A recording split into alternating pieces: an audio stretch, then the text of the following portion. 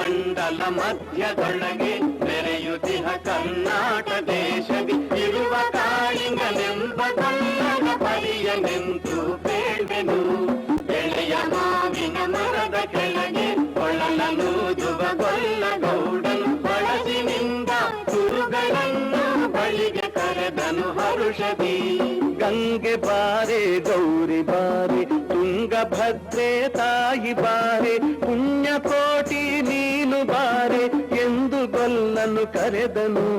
ಗೊಲ್ಲ ಕರೆದ ಧ್ವನಿಯ ಕೇಳಿ ಎಲ್ಲ ಹಸುಗಳು ಬಂದು ನಿಂತು ಚೆಲ್ಲಿ ಸೂಸಿ ಹಾಲು ಕದೆಯಲು ಅಲ್ಲಿ ತುಂಬಿತು ಬಿಂದಿಗೆ.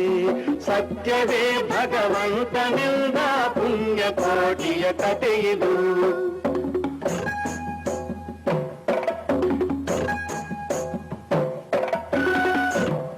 ಹಬ್ಬಿದ ಮಲೆ ಮಧ್ಯದೊಳಗೆ ಅರ್ಭುತನೆಂದೆಂಬ ವ್ಯಾಘ್ರನು ಅಬ್ಬರಿಸಿ ಹಸಿ ಹಸಿದು ಬೆಟ್ಟದ ಕಿಬ್ಬಿಯೊಳು ತಾನಿದ್ದನು. ಸಿಡಿದು ರೋಷದಿ ಮೊರೆಯುತ್ತಾ ಹುಲಿ ಗುಡುಗುಡಿಸಿ ಓರಿಡುತ್ತ ಚಂಗನೆ ತುಡುಕಲೆರಗಿದ ರಭಸ ಕಂಜಿ ಚದರಿ ಹೋದುವು ಹಸುಗಳು. ಪುಣ್ಯಕೋಟಿ ಎಂಬ ಹಸುವು ತನ್ನ ಕಂದನ ನೆನೆದುಕೊಂಡು ಮುನ್ನ ಹಾಲನು ಕೊಡುವೆನೆನುತ ಚಂದದೀತ ಬರುತ್ತಿದೆ. ಹಿಂದೆ ನಗೆ ಆಹಾರ ಸಿಕ್ಕಿತು ಎಂದು ಬೇಗನೆ ದುಷ್ಟ ವ್ಯಾಘ್ರನು ಬಂದು ಬಳಸಿ ಅಟ್ಟಗಟ್ಟಿ ನಿಂದನ ಹುಲಿರಾಯನು. ಸತ್ಯವೇ ಭಗವಂತನೆಂದ ಪುಣ್ಯಕೋಟಿಯ ಕಥೆಯಿದು.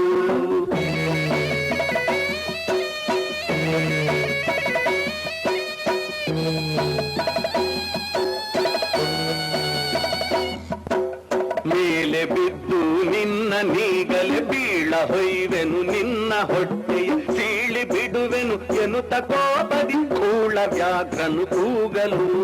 ಒಂದು ಭಿನ್ನಹ ಹುಲಿಯ ಕೇಳು ಕಂದನಿರುವನು ದೊಡ್ಡಿಯೊಳಗೆ ಒಂದು ನಿಮಿಷದಿ ಮೊಲೆಯ ಕೊಟ್ಟು ಬಂದು ಸೇರುವೆ ನಿಲ್ಲಿಗೆ. ಹಸಿದ ವೇಳೆಗೆ ಸಿಕ್ಕಿದೊಡವೆಯ ವಶವ ಮಾಡದೆ ಬಿಡಲು ನೀನು ಮುಸುಳಿ ಹೋಗುವೆ ಮತ್ತೆ ಬರುವೆಯ ಹುಸಿಯ ನಾಡುವೆ ಎಂದಿತು.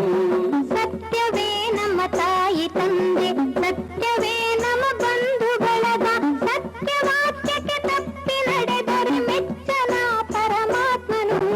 ಸತ್ಯವೇ ಭಗವಂತನಿಂದ ಪುಣ್ಯಕೋಟಿಯ ಕಥೆಯಿದು.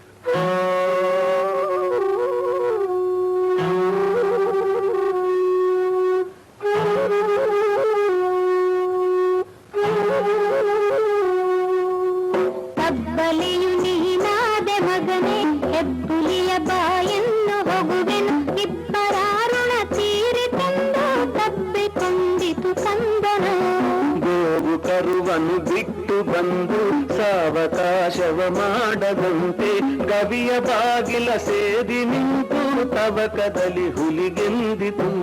ಖಂಡವಿದೆಕೋ ಮಾಂಸವಿದೆಕೋ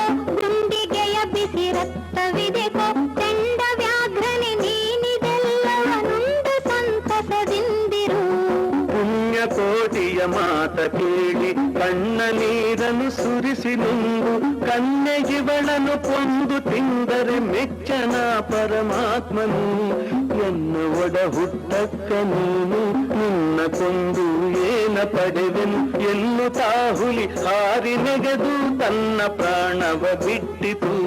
ಸತ್ಯವೇ ಭಗವಂತ